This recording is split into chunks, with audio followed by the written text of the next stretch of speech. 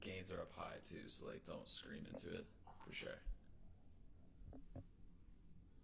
And we are live. And we are live. Welcome into Down to the Wire. I'm Brian Costa. I'm Carter Adams. And, we got a great show tonight. First, before we start anything off, I just want to welcome in our special guest of the night, Adam Wright. Adam's a personal friend of mine. Adam, if you want to give like a little background on yourself, feel free.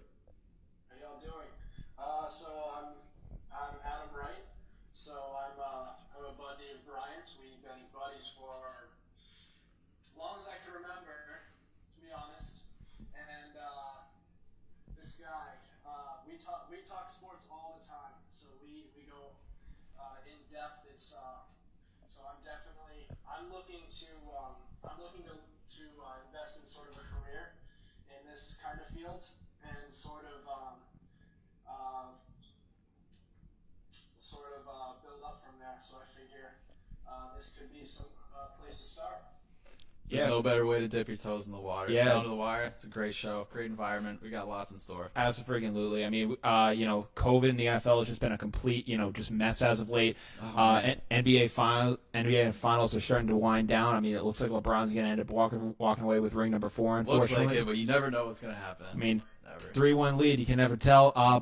And then baseball's also going to be, there's also a lot of stories going on in the MLB world as well. We'll be covering all that. But I think let's start off in the NFL.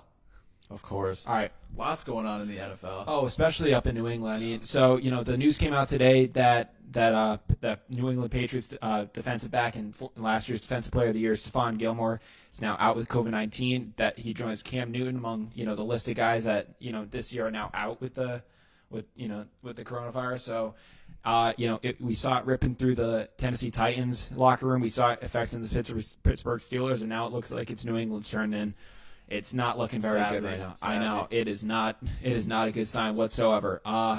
We saw on Monday night, because the Pats game ended up getting pushed, that because of that we ended up having to see Cam Newton unfortunately not take the field, and we did have to unfortunately witness the terrible outing of one Brian Hoyer. Oh man, it was something. Yeah. I'll get your take on that in just a sec. I mean, what an awful game. Unbelievable. I'll actually give it to the Pats defense. They actually stepped up big time. For the most part, they handled Mahomes pretty well in that first half, holding the Chiefs to 6 points. You're right. I give a lot of credit to the coaching staff for that too, because they were able to just keep Mahomes off the field for like most of the first half. Absolutely. It was impressive. We held Kansas City to 6 points in the first half. Yeah. And even holding them to 26 in a game, I mean, you kept them out the 30s for the most part. And I don't know. I mean, it's weird. Mahomes at this point, like at least this season, it seems like there have been times where he's like played down to competition. Mm-hmm. I don't know if you've noticed that. I mean, he's just kind of like he'll just be out there. I mean, the Chargers with Herbert in his first game took him to overtime. Yeah. They ended up losing that because Anthony Lynn decided he wanted to punt. But I mean, what a crazy outing. But all I got to say is Brian Hoyer freaking stinks. He is awful. I don't know what else we expected though. I mean, Adam, I don't know if you. I mean, I wouldn't have blamed you if you didn't see the game. But what were your thoughts on Hoyer as being the starter? the other day. Oh, I sure saw that. To any fan of any other team, I wouldn't wish that kind of pain on any NFL fan. Mm-hmm. Man, it was, but I definitely saw some. There were some things that came to me when I was watching the game, and it was the fact that they chose Bill Belichick chose Brian Hoyer over Jared Stidham, which was an interesting choice. We always thought that the quarterback battle during training camp was going to be between Cam Newton and Jared Stidham, and then Brian Hoyer would be in the background. But it turns out they were more willing to start to go with suckback Brian Hoyer over Jared Stidham. What does that tell you about what Bill Belichick thinks of Hoyer, yeah. Not Brian Hoyer. Of Stidham, basically, in that situation. And where do the Patriots go from was under the impression that maybe that Cam Newton would be more of a transitional quarterback to more of a future QB, maybe in the draft or Jarrett Stidham. With Jarrett Stidham, and Jarrett Stidham was terrible when he started. I mean, he was in there Granted. for like, what, 5 minutes? Yeah, pretty much like 5 minutes and change for the most part. He had one lucky penalty on that interception, I remember. Yeah, I mean, his outing wasn't any better. I completely agree with you, but I would say that I mean, just looking at what Hoyer threw out there, I mean, if you had to tell me which one of those guys was a rookie and which one of those guys was probably, the journeyman, I would have completely thought the other way around. I mean, there were just mistakes made by Hoyer all around that I was completely scratching my head at. I mean, we were seeing it. I mean, you had the pick, which that comes usually with a veteran quarterback. Yeah. An ugly kind of pick like that. I was like, well, I wasn't expecting him to be perfect tonight. I kind of saw that was eventually going to happen.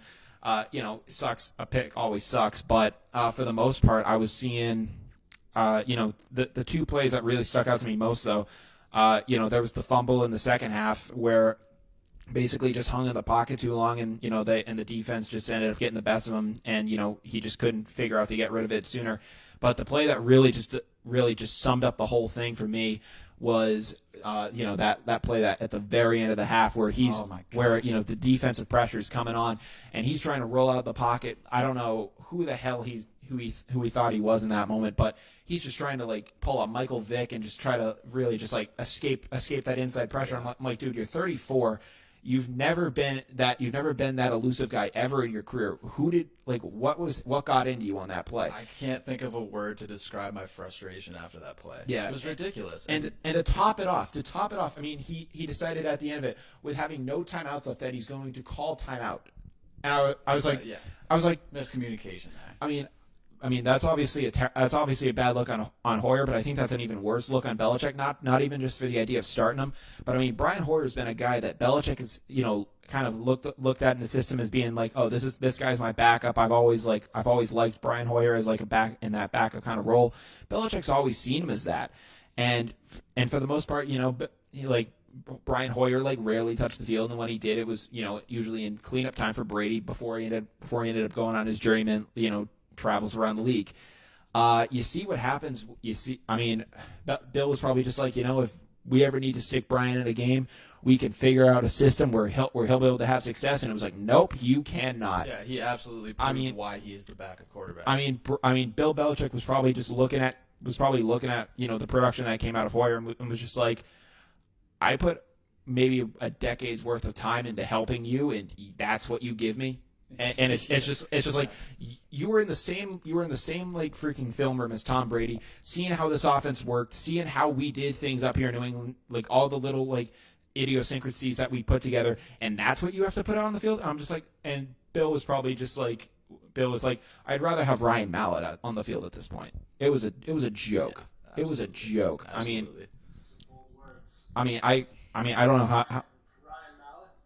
Oh, I mean, it's arguable. That is very arguable. It's the two very distinct backups of the Bill Belichick, Tom Brady era. You think of that, and it's pretty much just Brian Hoyer, Ryan Mallett, and then after that, you get into that whole Jimmy Garoppolo era. But for the most part, those are the two guys you think of. That really is. Yeah, You don't think about anybody else. No one really. Castle, but that's like 2008, so I wasn't really thinking about that too much. Yeah, but I was thinking more after that era. I don't think we really expected a win on Monday, but I expected a veteran quarterback to be able to go out there and play situational ball, and he couldn't do that, and it disappointed me. I was just expecting a veteran quarterback to go out there, and it didn't look like that at all either. Exactly. No, you're right. It wasn't even about him going out there and performing. I thought he would just at least go out there and act like a veteran. At least Stidham had a nice lob into the corner for N'Keal Harry. Yeah, a touchdown pass. That is the thing that saved him, and the pick six. I don't care what anyone says. That's on Edelman. That's 100%. That's on Edelman, and a lot of people are also going to be criticizing him for that pick at the end of the game as well. I'm with you on that. That's an ugly pick, and I'd probably be trashing Hoyer more if that had happened to him. But in the situation that occurred basically at the end of the game there, the Pats offense that we've seen for the past 2 years, we know is not equipped to handle these deep ball situations. I mean, Damiere Byrd is a newer kind of factor to this offense, and he might be able to do something in that deep ball game later on in the season. But for the past 2 years, Could have been least expected out of Brian Hoyer, though, is just to be a veteran quarterback, like you said, and just not turn the ball over. just be a game manager. The way we thought that the Patriots would lose this game was not through the offense, which, as bad as it is, it would be through the defense, because they're facing a historic offense, and there would be no way they'd be able to contain Patrick Mahomes, although they've had some success of at least slowing him down. But the whole way they would lose this game would be because of that, and they expected Brian Hoyer to be a veteran. Exactly. He thought he had timeout before halftime. Not a veteran that's going to go out on the field and put points up, but a veteran that's going to go out on the field, keep Pat Mahomes off of the field, and keep the ball from getting turned over. I completely understand where Belichick was coming from, but you're right. He just couldn't do that. Yeah, I mean, Carter, I know when it was around, you were a huge XFL fan. I don't even think that there were XFL guys that would have been making the moves that Brian Hoyer made. I mean, that was just. Let's get PJ Walker as a backup. Come on. I mean, he'd probably know the situation a little better. I think he would. He probably would. Jordan Teamu, if he didn't also have COVID. I think there's another point to bring up is the whole quarterback situation so far this season between Cam Newton, Stidham, and Brian Hoyer. There was always sort of a debate going on during the Brady-Belichick era. Which one was it? Brady or was it Belichick? Yeah, for sure. And you wonder how much can Belichick do with suck? Now you can look at where Brady's at right now, and he's on pace to. He may not win the MVP, but if he stays on this pace, he could very well be an MVP candidate. Now, Yeah. He's on a great roster. Yeah, I mean, when you're playing with the dream team, that usually gives you an opportunity to do so. If you have a head coach like Bill Belichick, who's allegedly supposed to do all that he's able to do, and I believe it,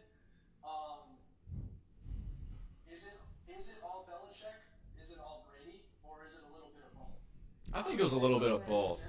I think I'm going to say it's somewhere in the middle, but it's worth noting that what he's doing right now with Hoyer, Stidham, and Cam Newton. I'd say that Monday night isn't really an accurate representation of the Patriots' offensive system. And I don't think it's probably a good referendum on Bill anyways. But, I mean, you put Bill Belichick with Cam Newton instead of Tom Brady, and he's having just as much success so far. We don't know what's going to happen in the future, but we show signs of being good. And I think you give Belichick anyone that's somewhat decent, and he can do a lot more than Brian Hoyer and Jarrett Stidham. Absolutely. Yeah. I mean, I completely agree with you. I mean, I've just been seeing a ton of the stuff that has been coming out, and it's just like I feel like Bill is going to be able to get it together a little bit. It's definitely going to be tough. If Brian Hoyer is the guy that he decides to roll out there Week 5 against the Broncos, I hope that he isn't. I mean, I don't know about you guys, but I'm really hoping that he decides to go with Stidham in that game. I really hope he does too, because I don't think Stidham really got his time to shine. He was thrown into the game in an unfortunate situation, and there was pressure on him, and he's going to make some throws that don't make sense. Yeah, I mean, Adam, I don't know about you, but who are you hoping really for on Sunday? I mean, I know we're both hoping for Stidham, but what are your thoughts, really? So I think they should win either way. Yeah. Knowing Belichick, he could do literally anything. I mean, he benched Malcolm Butler in the Super Bowl and never even put him in. But he punished Jonas Gray after a practice, and we never saw him again. What I want is Cam Newton. Bingo. If Newton isn't ready, I would like Stidham. But who do I think it's going to be? It's probably going to be Hoyer. Yeah, Sadly. I do. I think Bill's probably just going to say. I think Bill's unfortunately just going to be saying, Brian knows the system. He's going to be the guy who's going to end up leading us to victory here. He's the guy. I feel like that's just very, what Bill is going to do. He has the most experience on the team. I think he can get us the win on Sunday.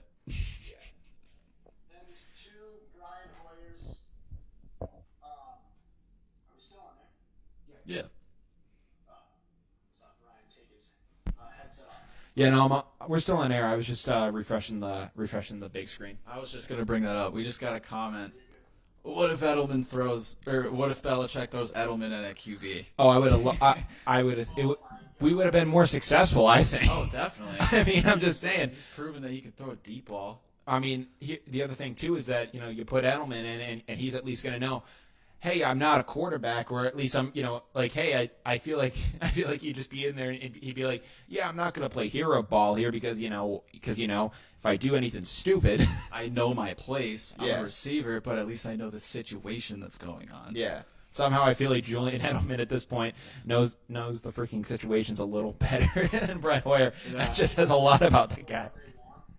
You talk about giving the people what they want, putting Edelman at quarterback. How hyped will you see Patriots fans? Oh, that would be amazing. Like, people are just gonna love that. Especially if there was a touchdown pass. I'd love it. That's gonna be one of those moments where people are gonna be like, I mean, after everything that had happened this week, I was dreaming that it would happen. I was like, what if Bill just did that? That's one of those moments you can just put in the history I books. was like, what if Bill's just like, Julian will be starting this week, quarterback. Talk about media shock. Like, and then he just drops the mic and walks off. that's a story right there. Absolutely. Julian Edelman in at quarterback for the New England Patriots this week. People would lose their freaking minds. It'd be insane. It'd be insane. I mean, I'm hoping that Stidham's the guy against the Broncos. I mean, I'm hoping that Cam can get back as soon as possible. I mean, What are the odds that he's going to be back for Sunday?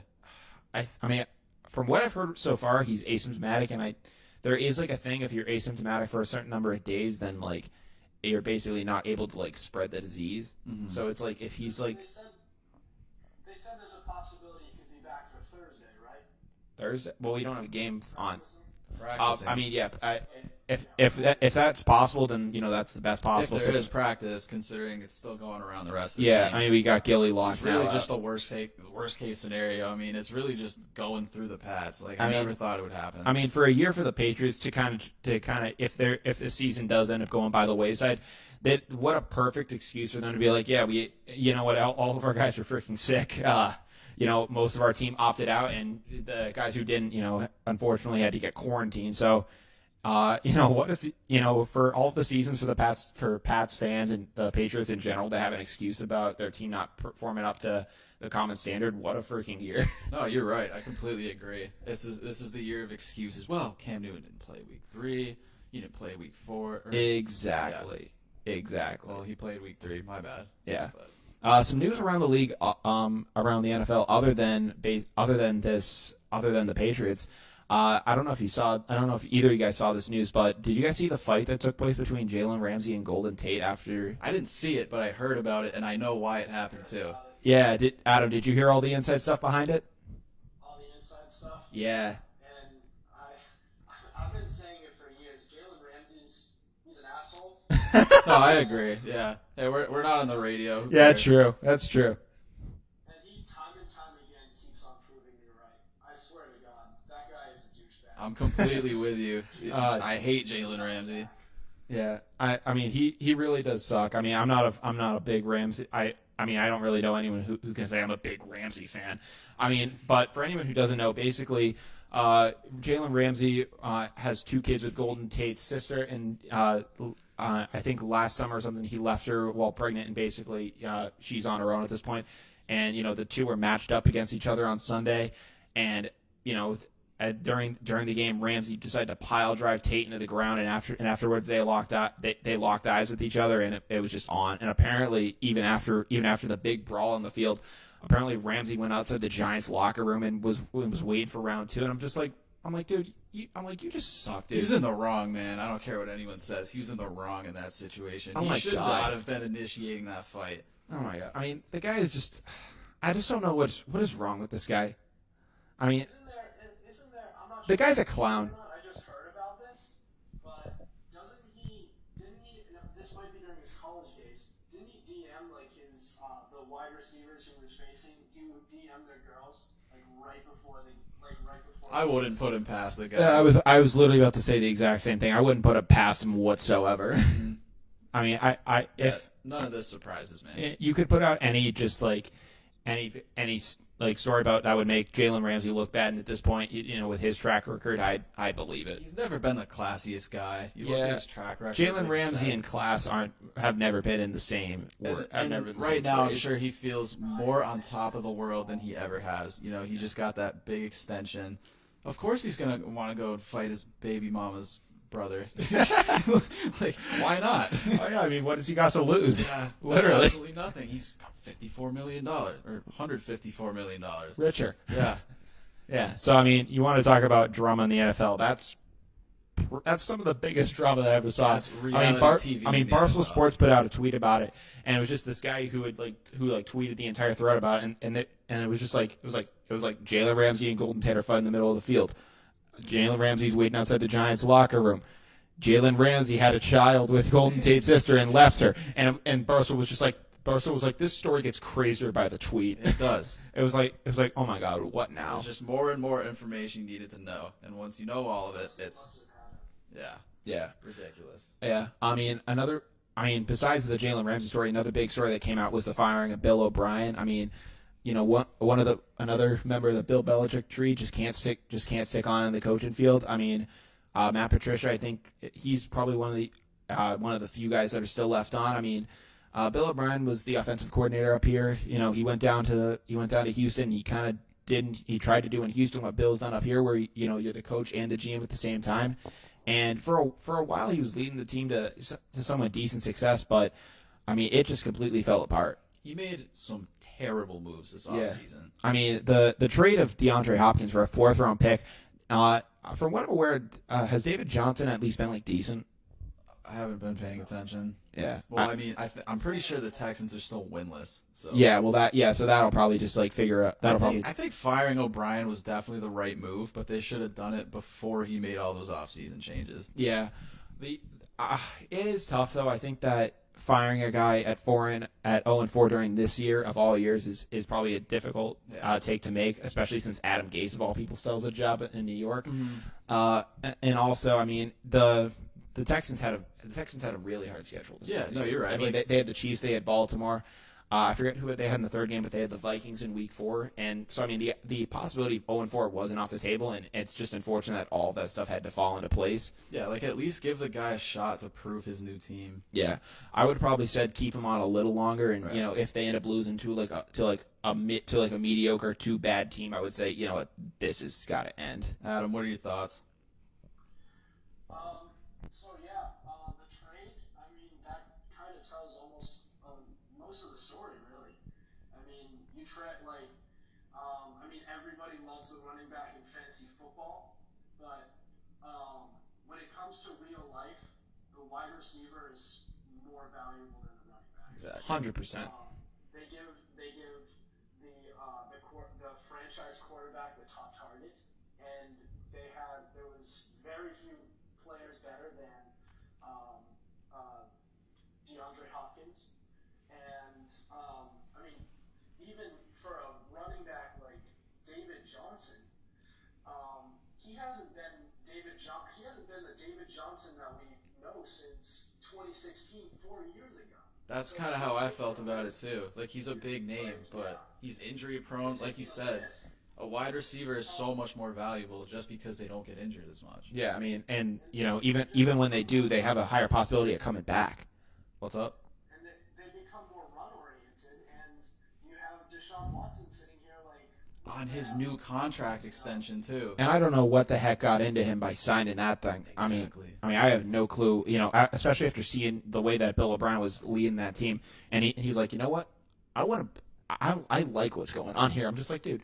No, this O'Brien's trashing the team. Thank God he's gone now for Watson's sake. It just made absolutely no sense to me. He sent away every single positive factor of that organization, and then he paid the quarterback with nothing. Yeah. Absolutely nothing. Almost a max contract. Yeah, I mean the problem that is most likely that existed from it is just the idea it probably was money in a way down the line, but even if it is money down the line, what you got back was not worth what DeAndre Hopkins was giving up. Not at all. Yeah, and Kyler Murray is going to thrive with him over in Arizona. He is Yeah. He's been doing great. Yeah, I mean, he's been. Grinder hasn't translated, but I mean, yeah, he's been killing it. It's gonna be crazy when he really starts taking off. I mean, I know for the Houston Texans right now, Romeo Crennel is taking over as the interim head coach. Crennel served, I think, as New England's defensive coordinator here during like the first Patriots Super Bowl. Another New England guy. Yeah, I mean, Crennel is a very talented guy. He right after the end of that first like really true New England Patriots dynasty of the first like 3 Super Bowls in 4 years, I think he got a job. I think it was over in Cleveland, but I'm not 100% sure. Didn't really pan out too well there. I mean, he's a much older guy at this point now in his in his life. I mean, he's I think at least in his 70s. I mean, he's around Bill's age. I mean, he's a very talented football mind. I think he'll probably do just fine when it comes to rallying the troops with these guys. But I'm just wondering what they're going to do going forward. Do you think he's a potential permanent addition? It's possible. I mean, it wouldn't surprise me if they decided to go internally with it. I think the only issues that arise from it though is that his past in the NFL. He did I guess flame out in some other locations. So I wouldn't be surprised if the Texans take that into their account and just say, all right, we're probably just gonna go elsewhere with this and try to get someone who has a more successful like resume. Smart. I think that's what they should do. Yeah. Completely. I mean, and maybe just relegate it back to him. I mean, I really don't know how many more years Crennel has in the league. Mm-hmm. Yeah, I mean, you look at Crennel, and it's almost kind of looking at a Belichick situation where it's like, how much is this guy really going to give left? Exactly. Yeah. Yeah. Another huge story that came out today is that the Washington football team has decided to bench quarterback Dwayne Haskins in exchange for Kyle Allen. Kyle Allen. Isn't Kyle Allen who we saw in the Panthers last year? Yeah, so that's actually the big thing. I mean, the Washington football team's new head coach is Ron Rivera, and Kyle Allen. Wow. Yeah, and Kyle Allen has now been named the starting quarterback. So a lot of people, So a lot of people are saying like, is Deshaun Watson really? Not Deshaun Watson, Dwayne Haskins, is he really getting a fair shake? And is Kyle Allen really deserving of this job, especially with, the lack of talent that Washington really just has in general? Well, we know Ron Rivera is the head coach. He's going to make the decisions. But, I mean, obviously he saw something in Kyle Allen last year. And maybe he thought that could transition well over to the Washington football team. Yeah, I mean, that name still always trips me up. You're good. Yes. Yeah, for sure. I mean, Adam, I don't know if you've been watching Haskins play at all this year. I mean, I haven't really been paying too much attention, but for a guy that's still fairly new to the league, I mean, do you think Washington should have stuck with him longer instead of Allen, who had some success over in Carolina, but really in general it wasn't like it was more just trying to be in when Cam Newton was out. see, I wonder if this is another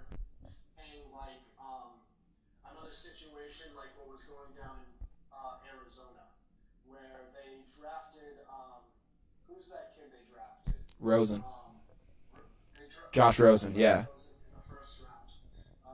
They clearly didn't like what they see after 1 year, and then the very next year they draft Kyler Murray and they trade away Josh Rosen. Yeah. I wonder. My question is, I guess it's not a question. My thought is, I wonder if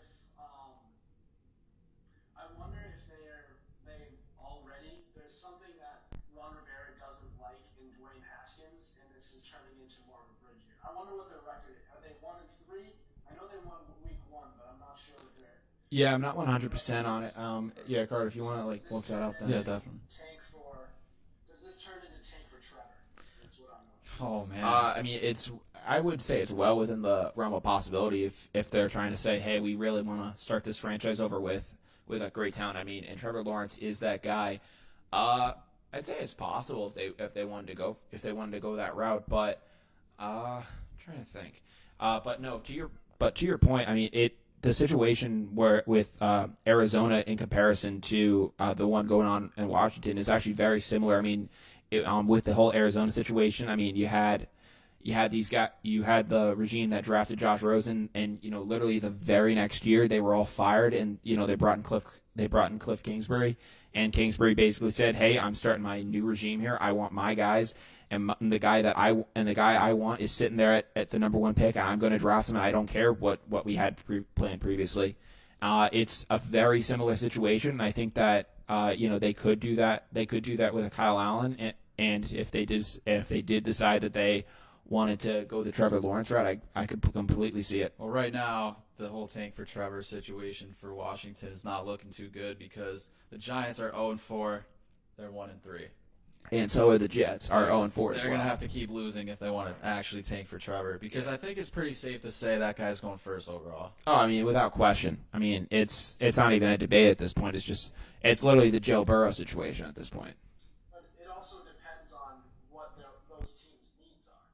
Like, do you think that the Giants still believe in Daniel Jones because he still has some potential? Do you think? I mean, if the Texans are 0-4, but if they finish at the bottom of the league, they're not drafting anybody who isn't when they already have Deshaun Watson. You can totally see the Jets doing it. I don't see much in Darnold. I mean, he's had some flashes. I see more in Darnold than I think I see in Jones, though. Really? Yeah, I mean, Darnold looks more just like a built NFL quarterback. Jones, I feel like Jones kind of just looks like he'd get snapped like a twig if anyone hits him wrong. Oh, you mean that you prefer Darnold over yeah, that's what I mean. No, I agree. Yeah, so I honestly might go the other way with you, Adam, on that. I might say, I mean, Jones. I mean, there are some things with Daniel Jones that are interesting, but he really just seems like he's a fumbling problem. He has an insane turnover problem. I was gonna say at least Darnold was projected to be a high draft pick. Yeah, that is true. Yeah. I mean, Daniel Jones was there was supposed something to. there with him. Daniel Jones was supposed to be a day 2 guy, and the Giants completely, just decided to go that route with him. Luckily, he's panned out more than we ever thought he would. But it would be an interesting situation if Trevor Lawrence does end up going to the Big Apple. Yeah, but I mean, the way that Adam was describing this whole situation, it almost seems like we're going to see a race to lose in the NFL this year. Yeah, I mean, really, these teams don't have much to be impressing the stands because most of the stands are empty, and it's almost just like this hype around Trevor Lawrence is so like immense. It's just it's wild. It's a very literally race to lose for him. It's almost similar. It's not as hype in my opinion as the Suck for Luck campaign. It's not really the Joe Burrow campaign. But it's up there. I would definitely say I would highly. Well, at least we knew that Joe Burrow was most likely going to go to the Bengals. Oh yeah, but it's really just unknown where Trevor Lawrence will go. He could stay in college another year. Yeah, I mean, if it gets to the point where if he's going to the Jets, I would probably just say Trevor stay in college. Trevor could be a 2-year process. It could be, honestly. Wild. Yeah, but I mean, Adam, if you had to think right now, who do you think is going to end up, probably taking Trevor Lawrence, and who do you think is probably going to end up getting to that lowest spot into the NFL, just like from what you've seen through these first 4 weeks? Well, it's really early to tell.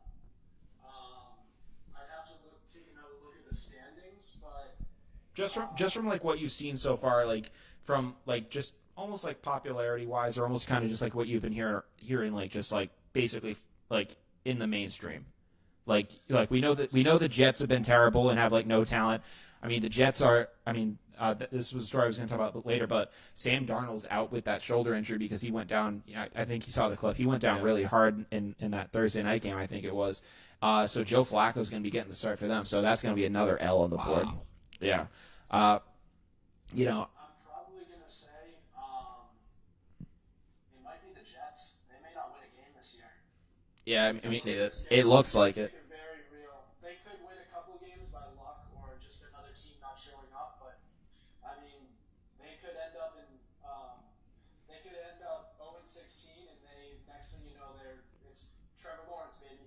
Yeah, I'm hoping not. I mean, as a New England Patriots fan, the last thing I'm hoping for is the Jets to end up sweeping up sweep up. I don't like that, but. Nah, but I'm with you. I mean, it would be Trevor Lawrence time. Joe Flacco does have a Super Bowl ring. Let's not forget. Yeah, but when you think about that Ravens team, Not with the Jets. No, you're right, but I'm just saying. Shouldn't underestimate him. Nah, I got you. He's still a Super Bowl winning quarterback. We don't know what he has left in the tank, but no, absolutely. You think of Barstool even put out those shirts a couple years back of where it was just a picture of Joe Flacco and below it just said elite. Yeah, I mean, he's a Super Bowl champ. That's more than most quarterbacks can say. Yeah, it's more than a lot of guys. It's surprising that we can say Joe Flacco has a Super Bowl win. It's more than Marino. But, yeah, exactly. So also in the NFL news, some good news regarding COVID as opposed to the Patriots. It appears that the Titans are, going to be able to get back to it this Sunday. I think they're playing the Bills. Hopefully, everything can go off smoothly. But so far, COVID in the NFL has just been a complete buzzsaw. It really is just, ran rampant through the league. Definitely. Yeah. Adam, it's been crazy just seeing how everything's played out. It's just been a total mess. Yeah, it was absolutely wild that they had to move a game. It's just not something nobody's seen before. A pandemic, nothing like this has happened since 1918. Yeah. So it has been like this, but just to see it now translating into sports, and the scheduling, and seeing these major outbreaks, especially with the Titans, it's crazy. I've never seen anything like it before. I don't really know what to think about it. That's what I think about it. Yeah, it's common knowledge that flus and all that stuff just completely tear through NFL locker rooms, but with COVID, it's a terrible thing that it's just ramped up to another level because it's ramped up to another level, and there's no symptoms most of the time, especially for these athletes. That's what gets me the most. It's like these players are perfectly fine to go out on the field and play, but they can't because they just have it. Yeah, well, and they'd also probably end up killing their coach. Exactly. That's true. Well, if you're the Patriots. Yeah, true. If you're the Rams, then you're probably fine with Sean McVay. He's younger than some of the players out there. Or if you're the Texans now. True. You don't. True. You don't have a coach, so. Yeah. How long before your coach is in a wheelchair? Yeah, absolutely. But with all these regulations coming up about COVID, the talk about it on an NFL playoff bubble is becoming more and more of a real possibility at this point. One of the NFL's top stars, Aaron Rodgers, basically said on Pat McAfee's show, I think it was 1 or 2 days ago, he was not really really in favor of an NFL bubble. I don't know about you guys, but I think to get the playoffs in and have them be as fair as possible, I think it's just gonna be what has to happen. Definitely. Yeah, I don't know about you guys, but I am definitely pro bubble at this point. With Rodgers, I don't want to see it, but I'm pretty sure it's gonna happen. Yeah, it's also at the point where one of the bigger stories that's gonna be coming out in the coming days is that Pat Mahomes actually hugged Stephon Gilmore after the game. So now it's going to be, well, how is Pat Mahomes going to be if the NFL's top star now has COVID and is out? Chad Henne is now the starting quarterback of your Kansas City Chiefs. Is it Chad Henne? Yeah, it's Chad Henne. Okay. Yeah, he is still in the league. Wow. Believe it or not. Wow. So it would be a crazy story if one of the league's top stars. It'd be kind of hard to mess up with all those weapons, though. You'd be surprised. I'm sure I'd be surprised, but if you got Tyreek Hill, Mecole Hardman, and Travis Kelce to throw to, and then Clyde Edwards, and then you have Clyde Edwards-Helaire to hand off to. What else? You don't even need to do anything. Absolutely. I agree. The fact that Pat Mahomes is even on that team is just ridiculous. Yeah. It just shows how good the Chiefs are. Yeah, They're elite. Yeah, who do you, if you guys have to think right now, it's gonna be insanely tough going down this stretch. But do you think the Pats are gonna be able to withstand what's been going on right now with this COVID and be able to even make it to an NFL playoff bubble, or do you think that a lot of that's in jeopardy right now? I think once we get it, it's going to be past us. We'll go through it. Every other team hasn't gone through it yet. COVID, if you can hear me, hit the Buccaneers next. That's a joke. Oh my god. but if I'm COVID, I would not do that because we have a quarterback down there that is a little more higher risk. Yeah. Nothing some avocado toast can't fix. Oh Jesus. Oh yeah, he's 20 years younger. Yep. Exactly. Yeah. Superfood. Oh, absolutely. And before we end up transitioning, one of the other stories that came over in the NFL this weekend was the Cleveland Browns, really kind of just putting the upset against the Dallas Cowboys. Dak Prescott had himself a hell of a game. He was 41-58, 502 yards passing, 4 touchdowns and only 1 pick. And a loss, though. Yeah, but he did pick up that loss. He helped me out a ton in fantasy, though. Just gonna say, the guy. Did you actually win this week? Oh, I did. In my hometown league, I did. Not in this league. Not in the college league. Right. Gotcha. Dak Prescott, was Dak Prescott was great for the Cowboys. I mean, you look at these stat lines of what Dak Prescott had in comparison to what Baker Mayfield had. Mayfield was 19 to 30, 165 yards passing, 2 touchdowns. I mean, that seems like it's a blowout basically on the horizon. But you look a little further, and the Cleveland Browns had 300 yards rushing, and That's absurd. you have that kind of an attack on the ground, and it's just ridiculous what can happen. I mean, there was that crazy play with Jarvis Landry, chucking that bomb to OBJ in the end zone. I mean, Jarvis Landry's got a cannon. You mentioned the running. I'm pretty sure Nick Chubb was out too. Yeah, I think he's gonna be for a little bit. Kareem Hunt. 6 weeks. Yeah. So I mean, Kareem Hunt, has had a very controversial couple years at least. I mean, but when the guy's on the field, the guy is just a bull in a china shop. No, he knows what he's doing. I mean, he can absolutely kill it out there. I mean, guy's a force. So I mean, my hopes for the Browns it's been established in me at this point that they should never be high. When is the last time you saw Odell put up these numbers though? I mean, that's ridiculous. Yeah. Not since his Giants days with Eli Manning, I don't think. Well, obviously he's had good games, but he's looking consistently good. Yeah, I mean that is one of the upsides at least at this point. I mean, he is finally starting to look at least like himself, but it's trying. Some people might argue it's like at this point is he still that Odell Beckham Jr. that he was in New York? Well, we'll have to see how the rest of the season plays out. Or is it just because he's on that terrible Cleveland team? Well, I mean, I think. Did you want to go? No, you're good. Yeah, you're good. Okay.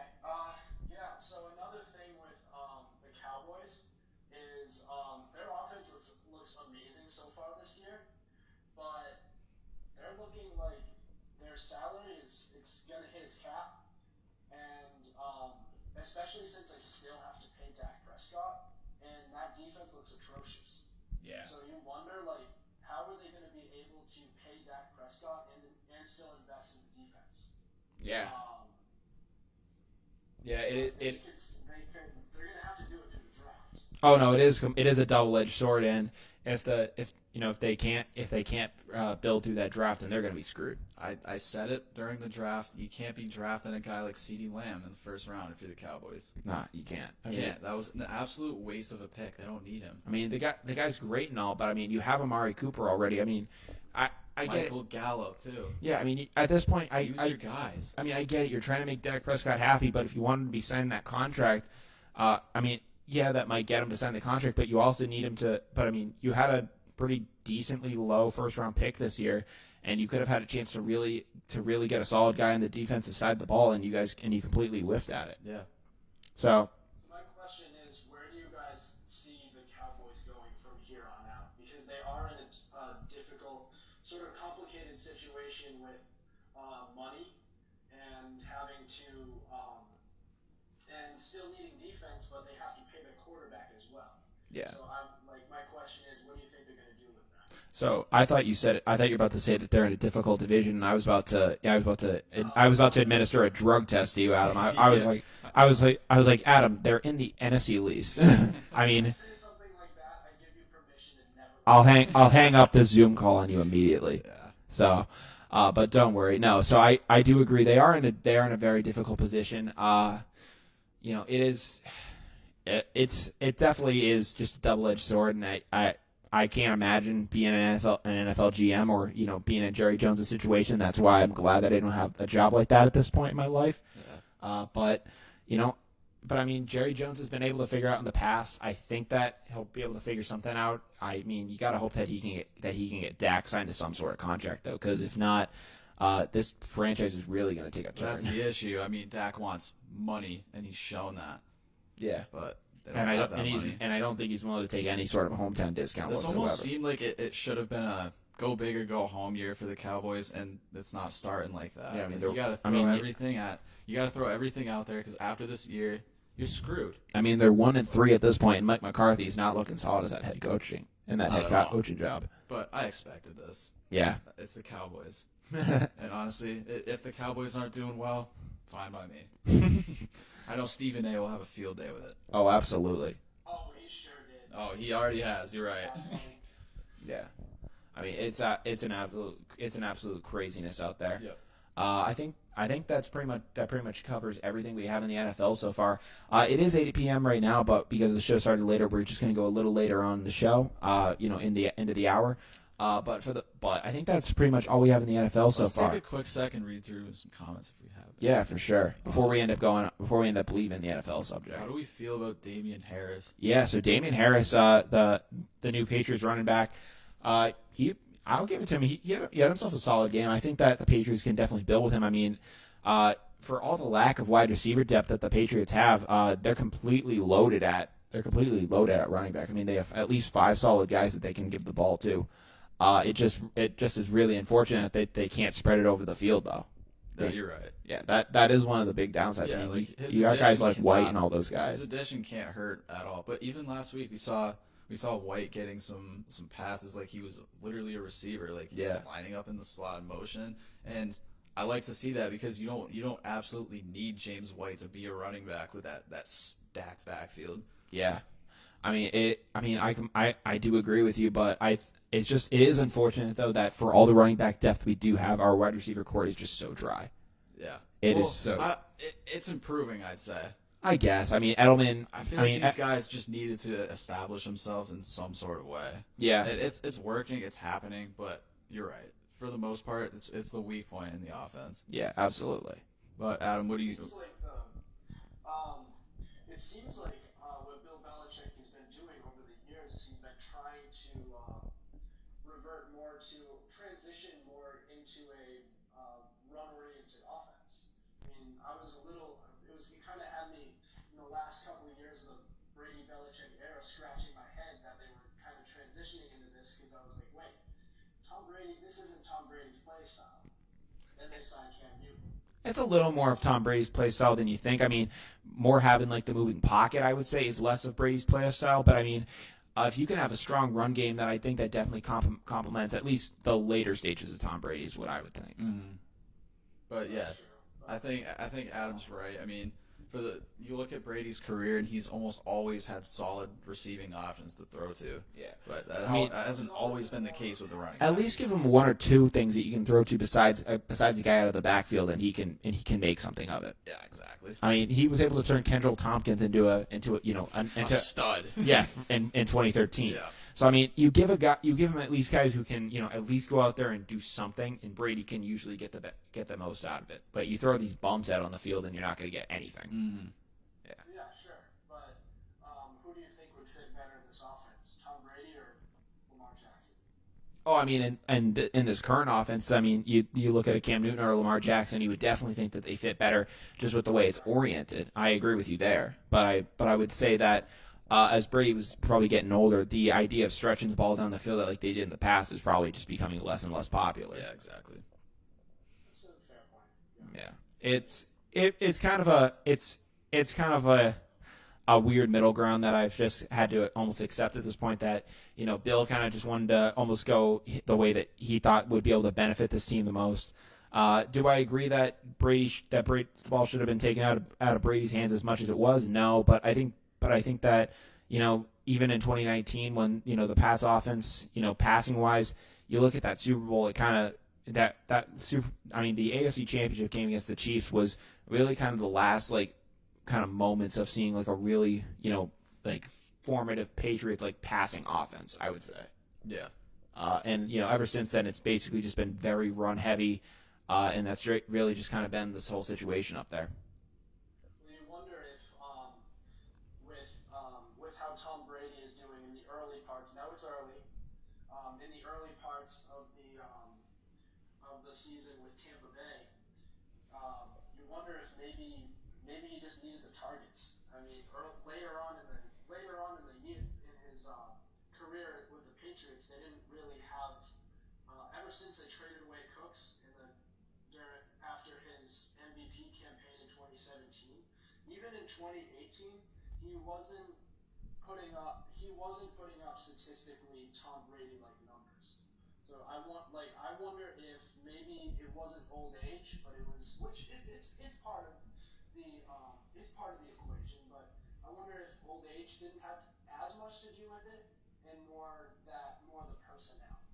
This is why I can't wait for that Last Dance type documentary to come out about this Patriots team.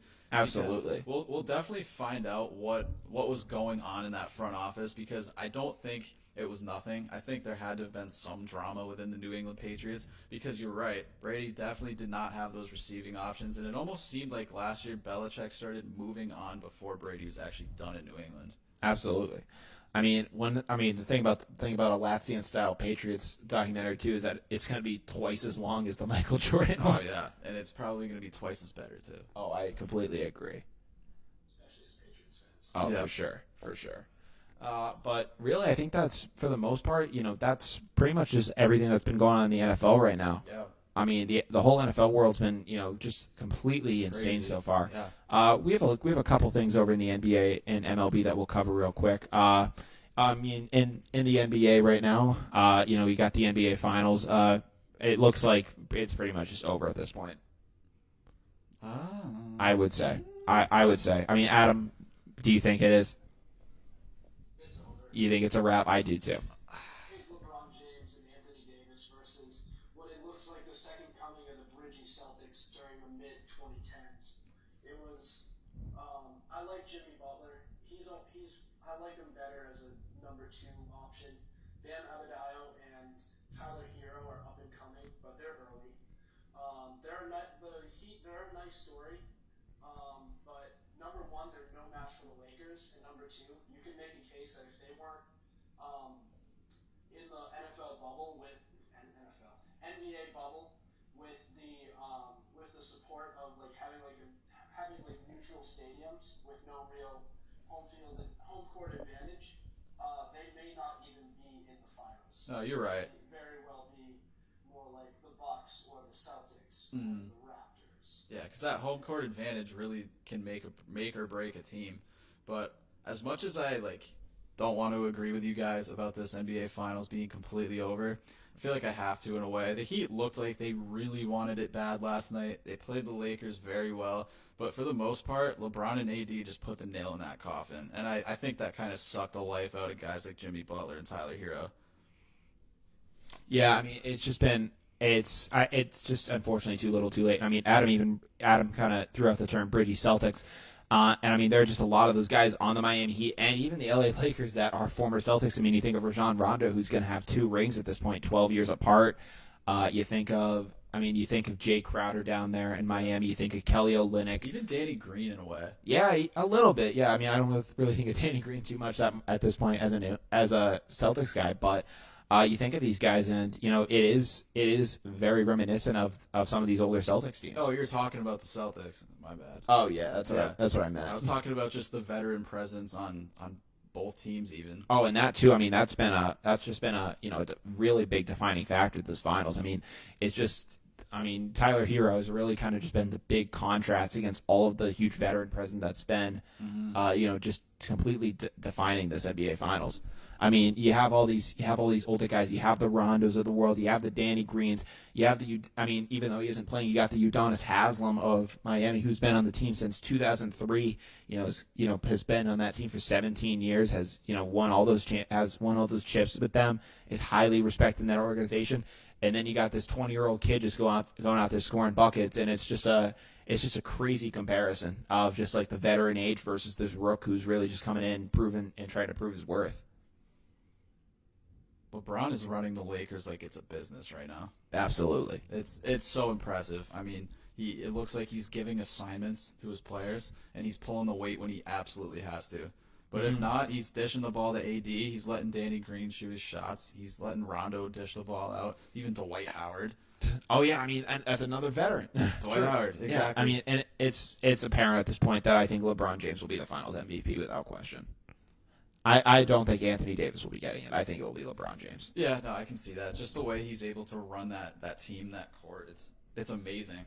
And what a story too. I mean, in the year that Kobe Bryant, tragically passed away in that helicopter accident. I mean, it's a great story for the LA Lakers to come through and do this. I mean, it's crazy to think that sports just works in the way that it does. Even though that we're having the NBA Finals in October, and that's usually when we kick things off, in basketball wise. It's just been absolutely insane. Look at those old down to the wire takes from probably maybe even the quarantine special. Well, look at those, and I guarantee you, we talk about how the Lakers are going to win the finals because tragedy happens and the team wins. Yeah, I mean, you think History repeats itself. you think of teams rallying behind tragedy. You think of the 2013 Boston Red Sox, who rallied behind and got to that World Series. Just carrying the entire city on their back. You think of a lot of teams who really take these personal tragedies on, and they say, you know what, we're going to thrive under this situation because our city needs us. And it's crazy how sports works in such an insane way. That's what's happening right now. We're watching it. It's absolutely insane. Mm-hmm. But I mean, NBA Finals has been completely crazy. Just so far, it looks like it's all in the bag. But the season is winding down. The NBA bubble in Orlando does look like it's going to be coming to a close. Do you guys think they're going to be doing I think we brought this up in one of our earlier shows. But with COVID, popping up again in the NFL as the teams begin to travel, do you think they're going to try to do another bubble?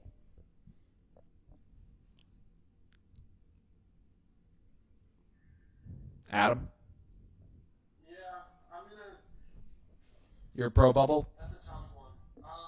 Do I think they should? Probably. It's gonna be tougher if they're gonna try and get all of the teams in there. Yeah, I mean, it's going to be just that many more teams. Yeah, it's should they? Probably. Will they? There's Come on. probably not. All right, bang. I'm gonna say no. What do you say? I'm going to say no because I think the Players Association won't let that happen. Yeah, I think just for the situation that it was, I think the entire NBA just said we have to figure out how to do it some way, and this is the only freaking way that'll happen. I think that hopefully the NBA at least has come up with some sort of a plan besides a bubble at this point, and they can try to facilitate that going into next year. Adapt. I mean, I think so. The bubble was a crazy cool story, and a great experiment. But I don't think that it should be something that you should be planning to do going into the season. No, you're right. It was a good emergency option, but I think now with everything we have, I think it's fine for these guys at this point to just say, all right, we're going to go on with our lives. Yeah, LeBron James and those Lakers have been living in Florida away from home for how long? It's been since July. And Bronny hasn't gotten his beating yet. Yeah, that's going to be bad. That's going to be bad. That's going to be bad, just saying the least. But NBA has been absolutely crazy right now. Looks like it's gonna end up winding down in the Lakers' favor. But we're just gonna have to wait and see. I think the game is tomorrow night. Tomorrow night, yeah. I think so. Yeah. Hopefully not the last game, but probably the last. Probably will be. And then before we go down the wire in MLB news, Cardinals legend Bob Gibson, died on Friday he was 84. This happened after the show, so we didn't cover it in time. Gibson was a Hall of Famer, two-time Cy Young Award winner, 1968 MVP. He was a two-time World Series champion, two-time World Series MVP, and a 9-time Gold Glove winner. I mean, the guy was the definition of just excellence on the baseball field. The guy was a freak of nature. I mean, he was insane. You never want to hear about someone like that passing away. It's Yeah. sad. I mean, absolute legend. Rest in peace to Bob Gibson. Will definitely be missed by the baseball world. Another legend gone too soon, especially in 2020. Another unfortunate person, is unfortunately, passing away. I don't think it was COVID related, but just really tragic. Tragic. Yeah. Also in some baseball news, it appears that Theo Epstein will likely transition power as he enters the final year of his contract with the Chicago Cubs. It looks like they're going to go internally, and Jed Hoyer will be in line to replace him. I don't know what Epstein's whole deal is, but people are comparing it very heavily to the exit that he had from the Boston Red Sox after basically a decade's worth of time. He basically ended up transitioning on. What are you guys' thoughts on Epstein? Looking like he's going to either be leaving the Cubs or be handing over his GM duties. Adam. I mean, I know you haven't been following baseball. I know you told me that baseball wise you haven't been following like game wise too much this year. But we both remember the Epstein era very well. Oh, I sure do. If he winds up out there, I'm calling up the Red Sox and I'm saying, let's get this guy back. Because that guy, he brought us our first World Championships in 86 years, and he brought an additional one. And Adam, you don't have confidence in Chaim Bloom, the GOAT? Bloom. You don't have confidence? Because I don't. Because I don't. If Epstein ever became available, you bet yourself that I want the freaking Red Sox going out there, picking up the phone, and getting that guy back. 100%, I am with you on that. 100%, get that guy back. Red Sox need to pick him up. It's looking like absolute bleep show out in Boston right now. Absolutely. I mean, Run it back. Could not agree more. Run it back. And finally, in MLB, before we end up going down to the wire, it appears that famed MLB umpire Angel Hernandez has been assigned to call the Dodgers versus Padres NLDS series. He was I don't know if purposely, but he was left out of the wild card round of the playoffs. Angel Hernandez is famous for all the wrong reasons in the MLB. Just a notoriously bad umpire. I mean, Adam, we saw him throughout the 2018 postseason. He was blowing calls left and right. I mean, the guy is a mess as an umpire, and it really makes you mad of all the notoriety that he's gotten over the years. I think this is a thing with any officiating throughout the league is that there's very little accountability. Yeah. It's if the players say anything about the officiating, they get fined. Yeah. There needs to be accountability that's held because Angel Hernandez has had and other officiators like Tony Brothers have had jobs for Brutal. Tony Brothers is brutal. Yeah, can you even see? I mean, and then you go to the NFL and you think of Jerome Boger in the NFL, and who has completely, botched games for the Patriots too. I mean, you think of all these guys. There are just some guys in all of the sports leagues that, you don't even. I'm not even talking about the guys that illegally betted on games like in the NBA. I'm just talking about just completely being, terrible out there. When these guys end up becoming, actual factors in the game, that's when you know that they are not good officials. Exactly. You let the guys play until something really egregious happens, and you have to step in and basically put in order. When you decide that you're going to become, that extra player on the field, that's when I believe that the official just becomes, just not beneficial to the game and is truly a detriment. And Angel Hernandez personifies that. So you said that MLB players get fined if they talk bad about the officiating. It really depends as to what happens. I mean, MLB players on social media have a very limited presence thanks to the basically the rules implemented by Rob Manfred. It really, if you really badmouth the league in certain ways, then fines are 100% in the realm of possibility, and it's just a joke. Okay. So Yeah. that just sounds like another issue with baseball. Yeah, it is a joke. I mean, you want to be able to you should be able to criticize your league. Oh yeah, you should. Yeah. You see NFL players criticize the officiating all the time. And you see NBA players, usually don't have much fear in doing any of that stuff. Never. Yeah, so I think that MLB needs to, have some accountability in that world, in that place. I agree. Yeah. But it is currently 8:17. We ended up going a little later because of the technical difficulties early on at the beginning of the show. There were just some problems loading up Zoom and everything. I think it is about that time. I think we're officially down to the wire. We're down to the wire. So that means we're going to go over everything we talked about in the past hour before we end up sending you guys off for the night and seeing you guys again on Friday.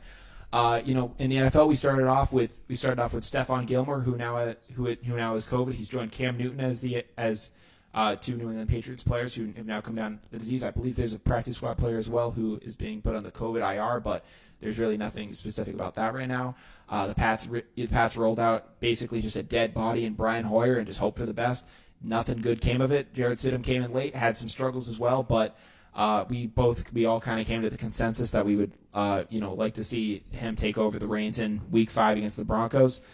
We saw a lot of drama between Jalen, Ramsay, and Golden Tate. That was pretty interesting, more like a reality TV show rather than a sport. Yeah, absolutely. I mean, it just looked like a bunch of just children out there going at it. We talked about Bill O'Brien and being fired from Houston. We talked about all that stuff happening. Romeo Crennel taking over as the interim head coach. We talked about the Titans having a negative round of COVID tests, and hopefully they'll be getting back to normal. Dwayne Haskins being benched for Kyle Allen. Adam gave a pretty good take about that, saying that it's very similar to the Cliff Kingsbury, Kyler Murray, and Josh Rosen situation. I know, Adam, you want to highlight on that again before we? Yeah, so it's very so Haskins, them transitioning to another quarterback who's kind of more of just a placeholder. It seems very reminiscent of back a couple of years ago when they drafted the Arizona Cardinals drafted Josh Rosen, and after 1 year they basically gave him the boot, and they drafted Kyler Murray. So that could be one thing where they're looking to transition into a quarterback. If it's not Trevor Lawrence, it could be somebody else, and Yeah. they could be looking. They have the surrounding roster. Mm-hmm. Yeah, absolutely. They have Terry McLaurin. They have a nice defense that's rounding together well. They just need a quarterback, and they could be in contention at the very least competitive. 100%. Speaking of Terry McLaurin, quick, he's looking like a number 1 receiver in the NFL. Yeah, right I mean he's been really performing out there. I mean Yeah. the guy's a great fantasy receiver, but I mean if he ends up getting on a solid team, if the New England Patriots ever got interested in a guy like him, would be a great addition to a team that can really utilize his talents. Before we finish going over everything, Pat, saw your comments. You want to talk a lot. Come on the show sometime. Yeah, no, I know. If you have the interest, I mean, come on. Yeah. So But, I'll just say that. We also talked about the possibility of an NFL playoff bubble. Aaron Rodgers says he's opposed to the idea, but as the diagnosis and more positive tests come in, it just looks like more of a reality at this point. we finished up in the NFL talking about the Browns getting the best of the Cowboys. Yeah, I mean it was great game by Cleveland. Dak really kind of put everything out there, very reminiscent of a Tom Brady era-esque Super Bowl 52. Yeah.